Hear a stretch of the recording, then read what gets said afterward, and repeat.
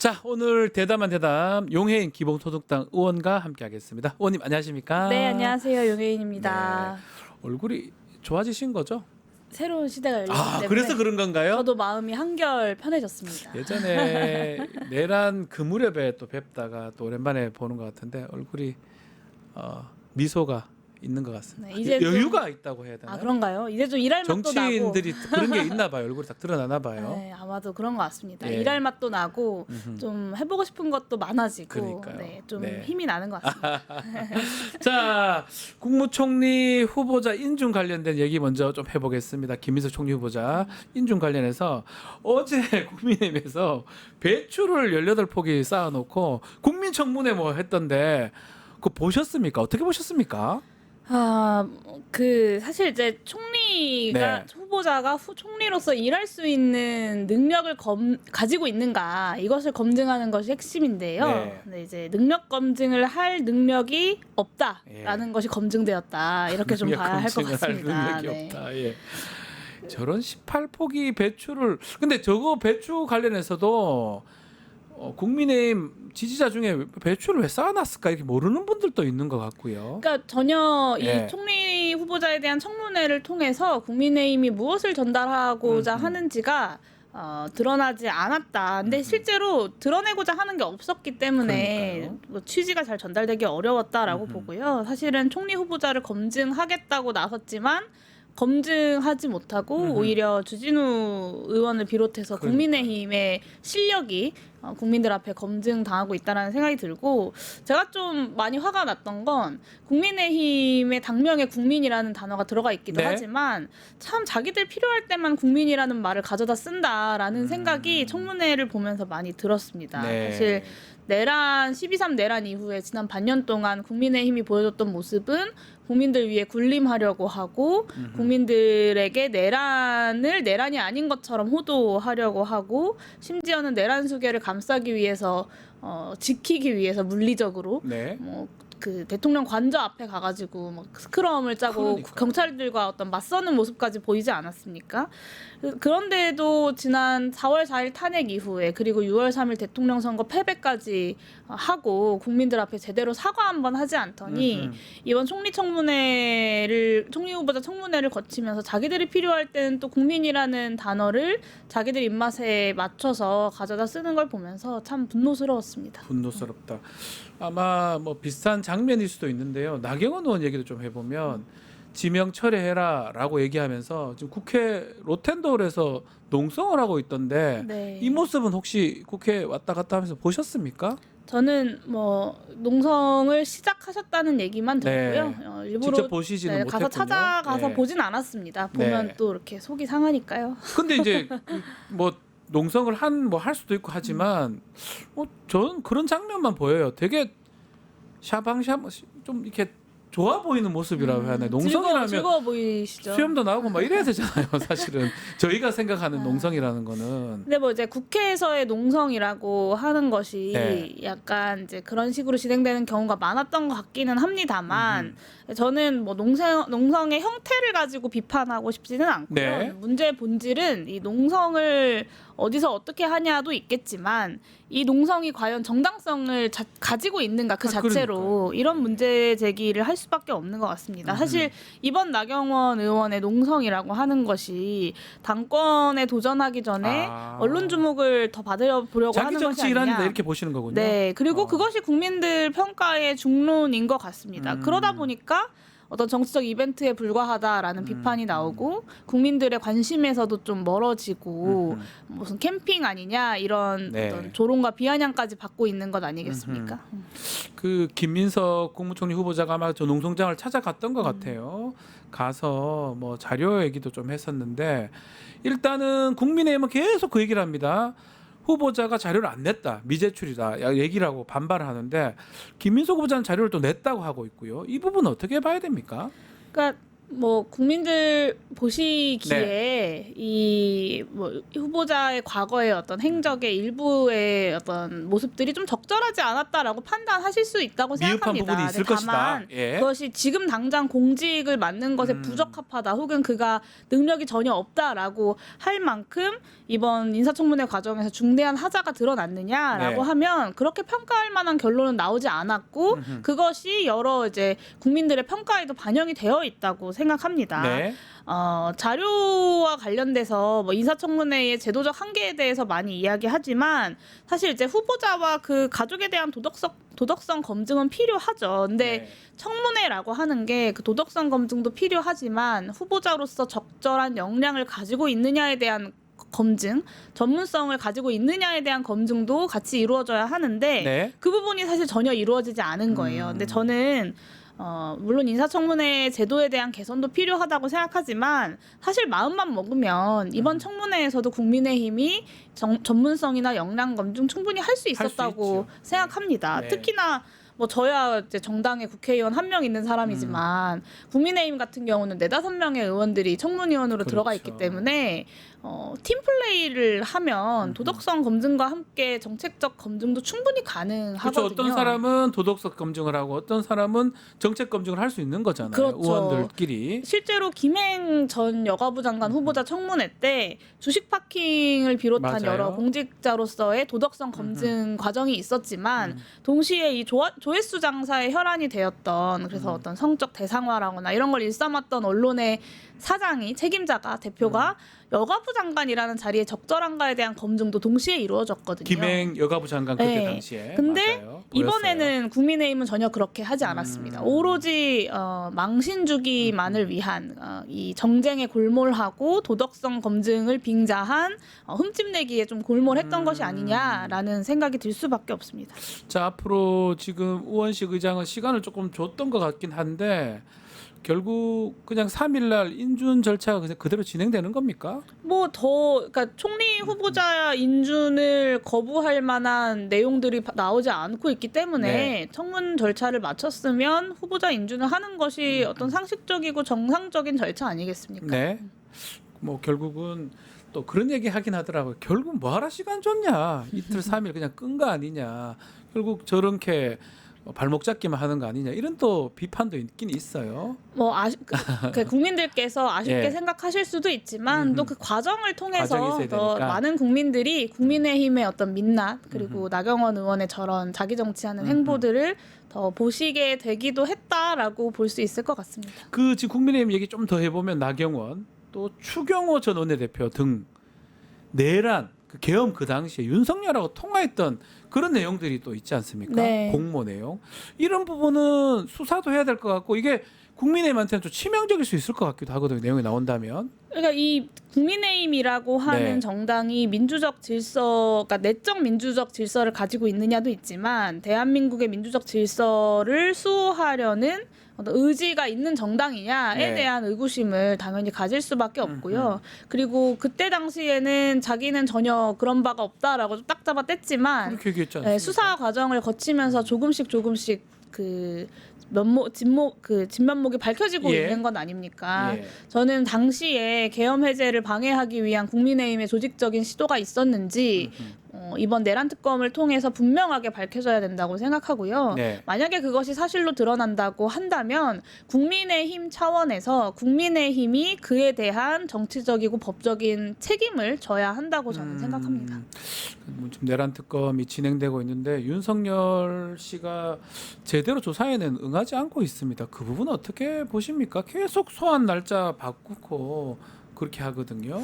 네, 저는 앞으로도 제대로 네. 조사에 응하지 않을 것이라고 생각하고요. 계속 그럴 것이다. 네, 지금까지도 윤석열 예. 씨가 조사에 제대로 응할 것이다라고 기대했던 순간은 저는 한 번도 없는 것 같습니다. 근데 이번에 체포영장 되니까 또 간다고 또 했지 않습니까? 그는 체포영장을 피하기 위해서 그렇게 했던 거라고 봐야 네, 됩니까? 체포영장을 피하기 위한 것일 텐데 네. 사실은 뭐 오늘 만약에 불출석하고 이후에도 조사에 성실히 응하지 않는다고 한다면 당연히 어떤 순리에 따라서 체포영장을 포함한 뭐 구속영장 발부까지도 과정을 밟을 수밖에 없을 네. 것이라고 보여지고요.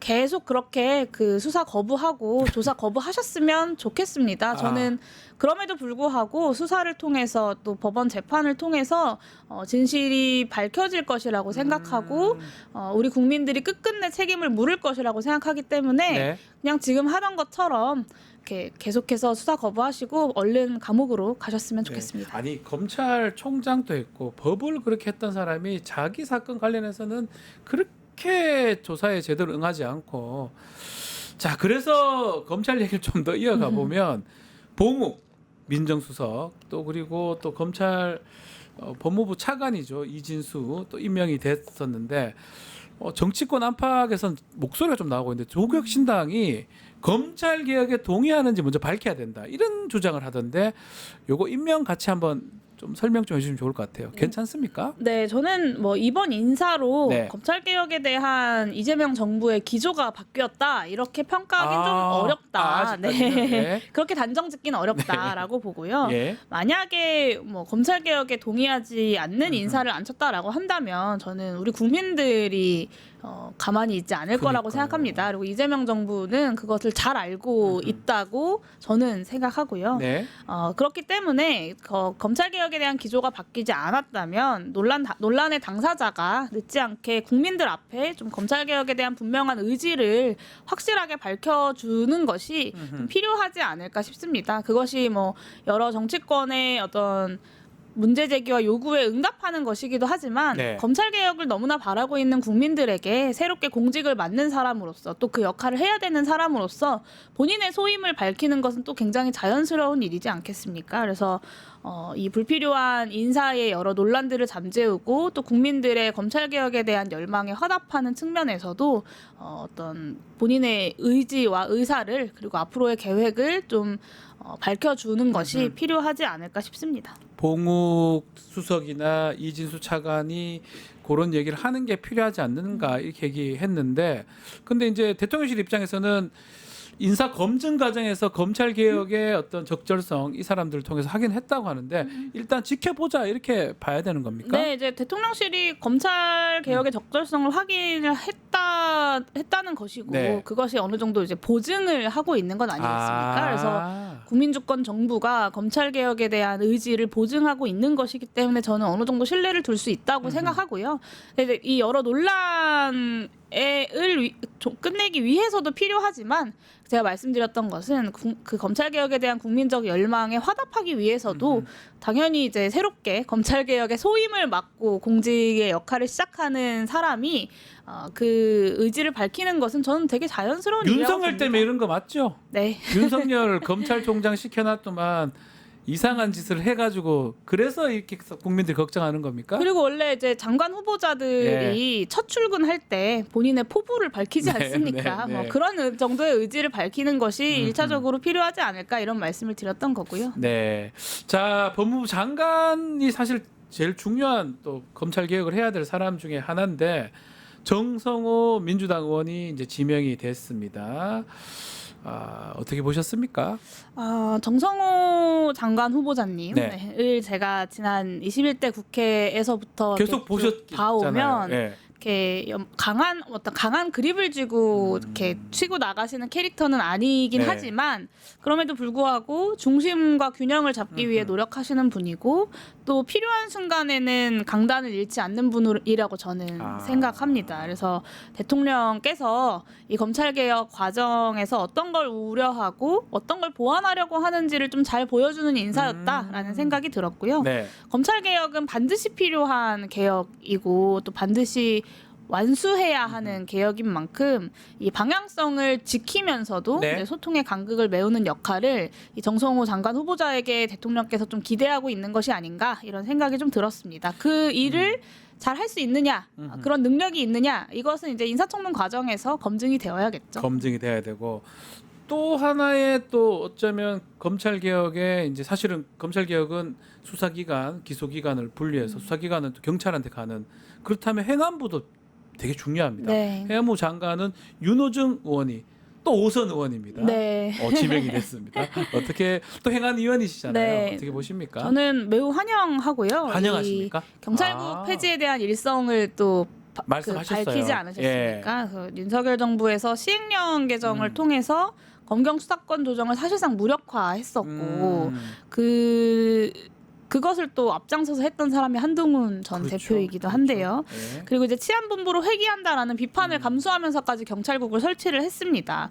그리고 그 경찰국장을 거쳐갔던 모든 인사들이 사실은 다 꽃길을 경찰 내에서 걸었고 요직을 참 좋은 자리가 차지했었습니다. 됐어요. 네, 예. 최근까지 이제 경찰청장 직무대행을 맡았던 이호영 차장도 이제 경찰국장 출신이고 네. 초대 경찰국장으로 논란이 됐었던 김순호 씨 같은 경우는 경찰대 여러 논란에도 불구하고 경찰대 학장으로서 꽃길로 정년 퇴임을 했습니다. 근데 그 결과 이제 경찰 조직의 오랜 수건이었던 수사권 독립 그리고 권력으로부터 좀 독립하고자 했던 민주경찰이라고 하는 개혁의 방향이 크게 훼손되었다. 윤석열 정부 3년 동안 이렇게 예. 평가하고요.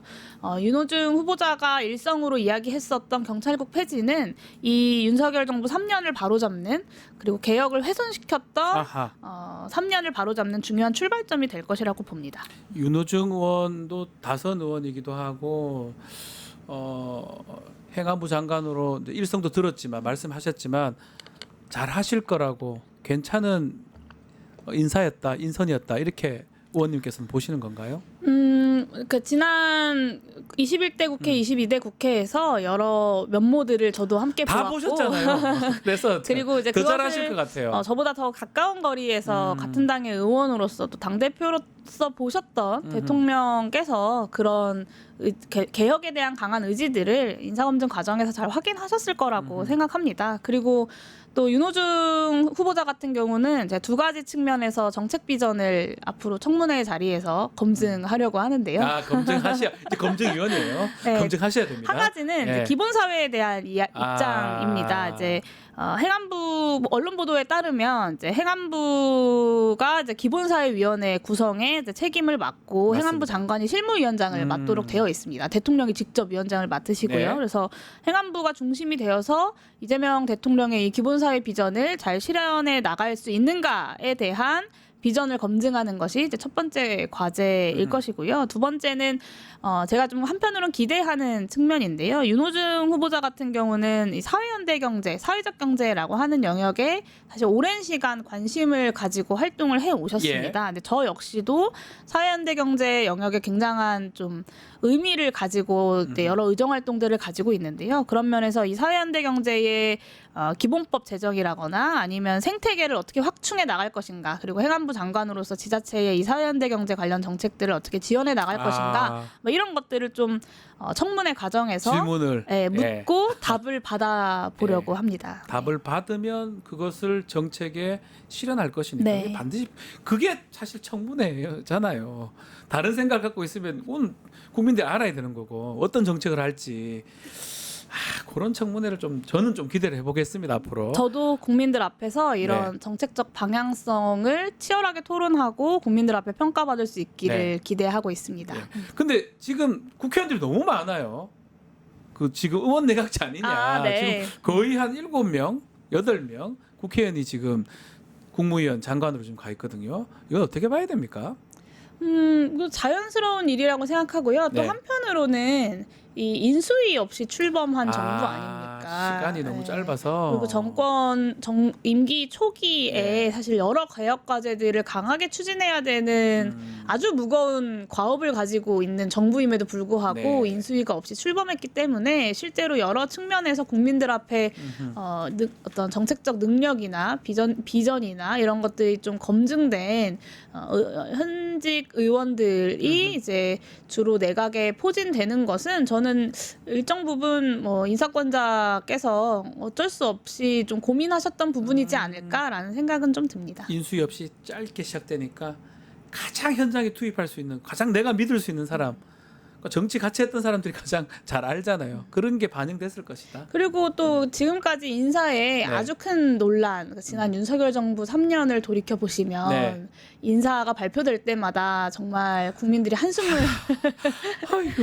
쉬셨었는데 네. 지금은 사실 그런 분위기는 아니지 않습니까? 네. 그러니까 이 여러 현역 의원들이 국무위원 후보자로서 국민들 앞에 나서는 것이 그렇게 막 생뚱맞거나 아주 이해 못할 인사는 아니다라고 국민들께서도 어느 정도 좀 평가하고 계시는 거라고 저는 생각합니다. 그렇군요. 요거 하나 더 한번 짚어보고 싶어요.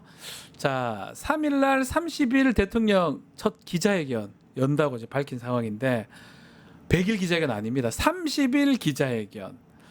어떻게 보고 계십니까? 네, 참 이재명 대통령님 답다라는 답다. 생각을 저는 그 소식을 들으면서 네. 했습니다. 지난 정권 윤석열 정권이 사실은 워낙 불통의 정부였기 때문에 이런 행보가 굉장히 좀 이상하거나 혹은 낯설게 느껴질 수 있지만 네. 저는 어떻게 보면 국민 전체를 대표하는 대통령이 아주 긴밀하게 국민들과 소통하는 기자회견을 여는 것은 굉장히 당연한 자연스러운 것이다. 일이다라고 생각하고요. 이 자리를 통해서 사실 지난 30일 동안 우리 윤석열 정부를 마치고 이재명 정부가 출범한 30일 동안 진척된 여러 가지 과정들 그리고 또 개혁 과제들에 대해서 좀 소상히 국민들 앞에 설명이 되고 국민들이 그 효능감을 느낄 수 있었으면 좋겠다라는 기대를 좀 가지고 있습니다. 언론이 묻고 국민에게 답하다 기자회견 내일 모레입니다. 3일 날. 아유, 이게 근데 그러다 보니까 국민들은 야, 한 달도 아직 채 안 됐는데 1년이 지난 것 같다. 이런 얘기도 있는 것 같아요. 의원님도 좀 그런 느낌 가지십니까? 아까도 말씀드렸지만 네. 불과 30일 만에 이제 많은 것이 너무 많은 것들이 바뀌었다라는 이루어졌어요. 네. 감각을 저도 갖게 되는 것 같고요. 사실 새로운 정부에서는 이렇게 국정 운영이 되면 좋겠다, 저런 방향으로 가면 좋겠다, 이런 좀 하고 싶은 일들이 많이 생기는 것 같습니다. 저뿐만 아니라 그래서 얼굴이 제가 계속 얼굴이 좋아 보인다는 말씀을 네. 그거 연결되는 겁니까? 그렇습니다. 네. 하고 싶은 일 충분히 다 하십시오. 자, 그 얘기 중에 하나가 어제 전날인가요? 행안위 전체회의에서 했던 민생회복 소비 쿠폰 선별 지급. 이게 사실은 선별 지급이 조금 행정력 낭비 아니냐 이렇게 지적을 했던데 이건 어떤 이유에서 이런 말씀을 하셨던 건가요? 그러니까 이번에 네. 민생회복지원금이 어쨌든 15만 원씩은 전 15만 원 국민에게 보편적으로 주고. 보편적으로 지급하고 거기에 이제 추가적으로 이제 선별을 해서 추가적인 지원을 하겠다라는 것인데요. 네. 저는 이 부분은 분명하게 지난 윤석열 정권 3년에 이 긴축 재정 그리고 국민들 민생에는 전혀 관심이 없었던 정책 기조를 한 방에 바꾸는 이 새로운 정부의 어떤 재정적 결단이었다고 생각합니다. 예. 근데 다만 이제 늘 이제 선별이냐 보편이냐가 많이 논란이 되는데 그 과정에서 이제 좀 제가 오랫동안 주장을 해왔던 건데요. 사실 이 10%를 상위 10%를 이제 선별해야 되잖아요. 네. 근데 그 선별을 뭘로 하냐면 건강보험료 그렇죠. 납부액을 보험공- 기준으로 네. 하게 됩니다. 근데 이 기준은 예전에도 형평성 논란이 있었어요. 이게 직장 가입자 가구인지 지역 가입자 가구인지에 달라요. 따라서 다르고 뭐 혼합인지 이거에 네. 따라서도 다르고요. 그리고 뭐 그 부양 가족이 얼마나 되느냐 이런 거에 따라서도 다 달라지는데요. 결국에는 이제 신청을 받기 시작하면 내가 상위 10%라서 탈락했다라는 것에 말도 안 된다라고 생각하면서 이 신청을 하시는 분들이 저는 적지 않을 거라고 것 생각합니다. 같습니다. 그러면 사실은 선별 기준을 잡고 그 선별을 진행하고 거기에 이의 신청을 받아서 그거에 대한 답변을 또 해야 되고 네. 다시 선별하고 이 과정이 다 행정 비용이 드는 일입니다. 그래서 제가 제안드렸던 것은 그리고 또 그런 문제가 있습니다. 건강보험료는 이제 특히나 이제 작년 기준인 그렇죠. 경우가 많기 때문에 정말로 올해 이 어려운 경제 상황을 반영해서 지원을 할 수 있느냐에 대한 문제도 있습니다. 그래서 제안드리는 건 전 국민에게 보편 지급을 하고 이것을 과세 소득화해서 올해 소득의 과세 대상으로 포함을 하면 어허. 제대로 올해 소득을 기준으로 올해 연말 이후에 정산하면 안 돼요? 정산을 하면 되죠. 그거 좋네. 그래서 아니 받고 너무 많이 받았으면 나중에 정산 세금으로 내면 내면 되는 되잖아요. 거죠. 그래서 좋네. 선선별 후 지급이 아니라 선 지급 후 선별 하자라는 취지로 말씀을 좀 드렸습니다. 그래서 보편 지급 선별 환수 이렇게 예. 좀 제한을 하자는 것이고 사실 앞으로 이제 민생회복지원금이 이번뿐만 아니라 앞으로도 여러 차례 나갈 수 진행이 될 있죠. 수 있는데 그렇다면 좀 이런 제도적 보완을 행안부 차원에서 그리고 정부 차원에서 적극적으로 논의해 달라라는 취지의 이제 추경 토론을 어제 이제 행안위에서 했습니다. 아니 이게 좀 공감대가 없나요? 민주당 의원들은 어떻게 보고 계십니까? 사실 지금 이제 들어보면 그래서 제가 일견 맞는 말씀이거든요. 주고 나중에 세금으로 다 또 많이 받았던 사람은 내 소득이 많은 사람은 다 내면 되는 거 아니에요? 그게 좀 낫지 않나요? 뭐 이렇게 대통령께서도 예전부터 주장을 해오셨던 방법인데요. 네. 지금은 이제 임기 초기에 워낙 급하게 편성되는 추경인 만큼 그런 내용까지 담아내진 못했지만 네. 이제 앞으로 이제 행안위에 제가 있으면서 또 여러 정부에 대한 이런 질의 과정에서 이것을 좀 제도화할 수 있도록 노력해볼 생각이고 네. 아마 지금 이재명 정부에서도 호응이 있을 거라고 저는 생각합니다. 선별 지급이 아닌 보편 지급인데 그 방법이 지금 들어보면 보편 지급이라 해서 끝나는 게 아니에요. 나중에 세금으로 다 정산이 가능하기 때문에 그때 많이 받았던 사람 돌려주면 된다. 저는 이게 딱 맞는 제 개인적 생각입니다. 그러면 이제 지급하는 과정에서도 그냥 이렇게 이것의 경제적 효과만 따지는 것이 네. 아니라 사회 통합의 측면에서도 훨씬 그러니까요. 효과가 있을 겁니다. 약간 그런 분들은 난 세금 제일 많이 냈는데 보편적 지급 아니면 못 받는 사람들 속상해하죠. 적게 받는 사람 속상해하잖아요. 그런 부분도 사회 통합으로 또 생각해 보면 된다. 알겠습니다. 민주당하고 좀 많이 좀 논의를 해서 좀 좋은 방향 또 해주시기를 바랍니다. 네, 이제는 국회가 이런 좀 생산적 논의를 할 수 있을 것이라고 저는 생각합니다. 그래서 제가 마지막으로 우리 용현 의원님 보면 예전 죄송하지만 좀 전투적인 이런 느낌이었는데 선거 전 내란 직전 직후 지금은 이제 아주 편안하게 정책을 하려고 하는 그런 얼굴의 모습으로 지금 오늘 방송에 나오셨네요. 근데 제가 너무 하고 싶었던 정치이고요. 그래서 사실은 좋아 보여요, 진짜. 총칼을 들고 네. 덤비는 사람과는 네. 그것에는 당연히 강하게 맞서야 하는 것이고 이제는 정책적 비전을 가지고 국민들 앞에 경쟁해야 되는 시대가 열렸기 맞아요. 때문에 또 능력을 잘 검증받는 것이 제가 해야 할 일이라고 생각합니다. 우리 국민들이 원하는 거는 그 싸우는 거 말고 이런 거 원합니다. 우리 국민들 잘 살게 해주고 행복하게 해주는 정치인들 바라는 거 아니겠습니까? 최선을 다하겠습니다. 네, 알겠습니다. 용혜인 의원과 말씀 나눴습니다. 감사합니다. 감사합니다. 유튜브 구독하고 실시간 채팅과 댓글을 남기시면 매일매일 7천 TTCO를 드립니다. 참여 방법은 통통물 어플을 다운로드하고 회원가입과 로그인을 해주세요. 마이페이지에서 나의 회원 고유 번호를 복사해주세요.